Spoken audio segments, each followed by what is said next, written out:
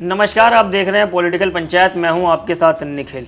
Dollar जो है काफ़ी तेज़ी में ऊपर जा रहा है और रुपया गिर रहा है। इसी के ऊपर तमाम खबरें चल रही हैं सुबह से लेकर शाम तक, और कल से मतलब लगातार इसी के ऊपर बात की जा रही है। और इसी बीच अगर हम सोशल मीडिया पर देखें तो दो नाम काफ़ी ज़्यादा चर्चाओं में हैं। दो के अलावा भी काफ़ी ज़्यादा नाम हैं, पर दो नाम जो हैं वो मीडिया इंडस्ट्री के मतलब बड़े सेलिब्रिटी हैं, बड़े एंकर हैं। हम बात कर रहे हैं सुधीर चौधरी की और अंजना ओम कश्यप की। जब से डॉलर तेज़ी में गिर रहा है तब से सुधीर चौधरी और अंजना ओम कश्यप चर्चा में हैं, और इन्हीं को डॉलर गिरने का जिम्मेदार बताया जा रहा है। इसके अलावा इस वीडियो में हम इस पर भी चर्चा करेंगे कि जो डॉलर गिरता है उससे क्या फ़ायदा क्या नुकसान हो सकता है, और डॉलर गिरने की जो वजह होती है वो क्या वजह होती है, और इस बार डॉलर इतनी तेज़ी से क्यों गिर रहा है।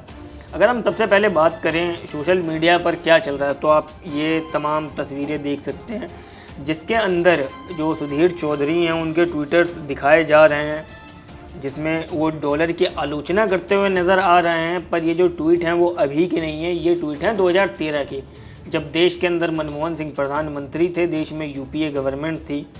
तब डॉलर के रुपए गिरने पर लगातार सुधीर चौधरी मतलब काफ़ी आलोचना करते थे सरकार की, जिसमें आप काफ़ी सारे ट्वीट देख सकते हो। जिस टाइम पर डॉलर 65 के पार हुआ था उस टाइम पर सुधीर चौधरी ने लिखा था, पॉइंट ऑफ डिस्कशन, फिलहाल खाद्य सुरक्षा से ज़्यादा जरूरी है रुपये की सुरक्षा। इस तरीके से वो तंज कसा करते थे सरकार पर। इसी तरीके से आप तमाम ट्वीट देख सकते हो। आप अगर हम बात करें अब अंजना ओम कश्यप की, वो भी काफ़ी ज़्यादा एक बड़ी पर्सनैलिटी हैं देश में, मतलब बहुत बड़ी एंकर हैं, बहुत बड़ा नाम। उनको भी काफ़ी ज़्यादा ट्रोल किया जा रहा है, ट्रेंडिंग में चल रही हैं। और उनकी भी आप देख सकते हो काफ़ी ज़्यादा ट्वीट हैं जिसमें वो लिख रही हैं, India losing jobs, price shoot, even a rupee plunger further blueprint, mister prime minister and less spending of vote securing welfare scheme. मतलब डॉलर गिरने पर उन्होंने वेलफेयर स्कीम को भी एक तरीके से जिम्मेदार ठहराया था। पर अब सवाल ये उठ रहा है कि आज से मतलब 10 साल पहले जब मनमोहन सिंह प्रधानमंत्री थे, यूपीए की सरकार थी, तब ये पत्रकार इतनी आलोचना करते थे। पर अब जब देश के अंदर नरेंद्र मोदी की सरकार है, इनमें से कोई कुछ नहीं बोल रहा है। इस चीज़ को एक नैरेटिव बनाकर सोशल मीडिया के ऊपर इनकी काफ़ी ज़्यादा आलोचना की जा रही है, जो लगातार ये ट्रेंडिंग में है।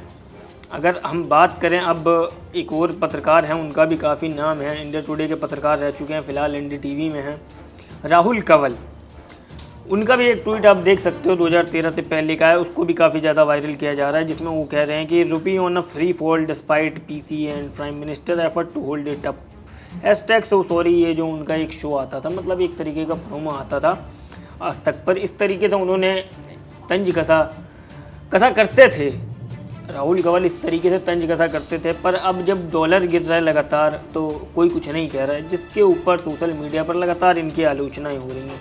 अगर हम डॉलर की बात करें तो डॉलर जो है वो 90 पार पहुंच चुका है। अब सवाल ये उठता है कि जो डॉलर है वो मजबूत हो रहा है या रुपया कमज़ोर हो रहा है, क्योंकि एक बार जब देश की फाइनेंस मिनिस्ट्री निर्मला सीतारमण से ये सवाल पूछा गया था तो उन्होंने जवाब दिया था कि जो रुपया है वो कमज़ोर नहीं हो रहा, डॉलर मजबूत हो रहा है। इस तरीके से उन्होंने बात को एक तरीके से घुमा दिया। अब अभी की हम बात करें तो डॉलर लगभग 90 पार हो गया है, लगातार आलोचनाएं हो रही हैं। इसके अलावा अगर हम एक और बात करें तो र्यूटर ने एक ग्राफ डाला है। अगर उस ग्राफ में आप ध्यान से देखें उस ग्राफ को, तो उस ग्राफ में एक चीज़ एक्सप्लेन करके बताई गई है कि मतलब जब डॉलर 40 रुपये का था, 40 रुपये से लेकर डॉलर को 50 रुपये आने में 10 साल 10 महीने का वक्त लगा था। 50 से 60 रुपये पहुँचने में 4 साल 7 महीने का वक्त लगा था, और 60 से 70 पहुँचने में 5 साल 1 महीना लगा था। 60 से 70 पहुँचने में 4 साल लगे थे, और 70 से 80 पहुँचने में 3 साल 2 महीने लगे थे। और उसके बाद जो 80 से 90 है वो तो खैर काफ़ी तेज़ी में ही पहुँच गया। तो अब सवाल ये उठता है कि जो डॉलर है वो लगातार इतना मजबूत क्यों होता जा रहा है, मतलब डॉलर इतना मजबूत हो रहा है कि रुपया इतना कमज़ोर हो रहा है।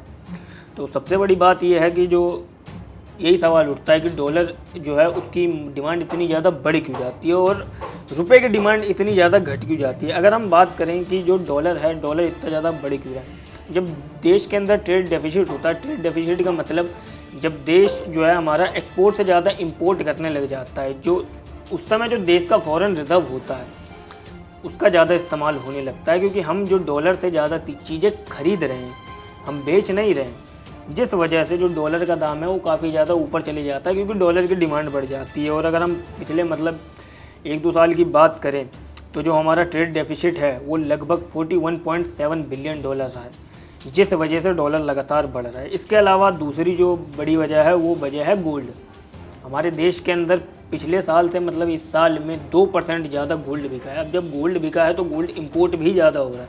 जब गोल्ड इंडिया के अंदर आ रहा है तो बिक ज़्यादा रहा है, तो डॉलर की डिमांड इससे भी बढ़ रही है। पिछले एक साल में लगभग 14.7 बिलियन डॉलर का भारत ने गोल्ड इंपोर्ट किया है, जिस वजह से भी डॉलर काफ़ी ज़्यादा बढ़ रहा है। इसके अलावा तीसरी बड़ी वजह है फॉरेन इंस्टीट्यूशनल इन्वेस्टर। इसका मतलब कि एक तरीके से जो विदेशी निवेशक हैं जो भारत के अंदर शेयर मार्केट में भारतीय रुपयों में निवेश करके बैठे हैं, वो लगातार भारतीय मार्केट छोड़ रहे हैं और कहीं और शिफ्ट हो रहे हैं, जिस वजह से भी डॉलर की डिमांड जो है काफ़ी ज़्यादा बढ़ रही है और रुपया कमज़ोर हो रहा है। अब कहने के लिए हमारे पास तमाम तर्क तथ्य दे दिए जाते हैं कि हम 5वीं सबसे बड़ी अर्थव्यवस्था हैं। हमारी जो इस बार की अभी ग्रोथ रेट आई है वो 8.2% थी, पर जो डॉलर का लगातार गिरना है वो कहीं ना कहीं देश के लिए दिक्कत दे सकता है। दिक्कत ऐसे दे सकता है क्योंकि हम आने वाले दिनों में जो भी सामान डॉलर में ख़रीदते हैं, खास करके हम जो क्रूड ऑयल, पेट्रोल वगैरह, डीजल वगैरह हम जो बाहर विदेशों से ख़रीदते हैं, जो सामान हम डॉलर में लेते हैं वो हमें काफ़ी ज़्यादा महंगा पड़ेगा। तो डॉलर का इतना ज़्यादा मजबूत होना तो दिक्कत देगा ही। रही बात अब जो सरकार है, सरकार डॉलर को कंट्रोल करने के लिए आने वाले दिनों में क्या स्टेप उठाती है या क्या करती है, ये तो आने वाला वक्त ही बताएगा। बाकी आपकी इस खबर पर क्या रहा है हमें कमेंट बॉक्स में ज़रूर बताएं। अगर वीडियो पसंद आया तो वीडियो को लाइक करें, शेयर करें और पॉलिटिकल पंचायत को सब्सक्राइब करना ना भूलें।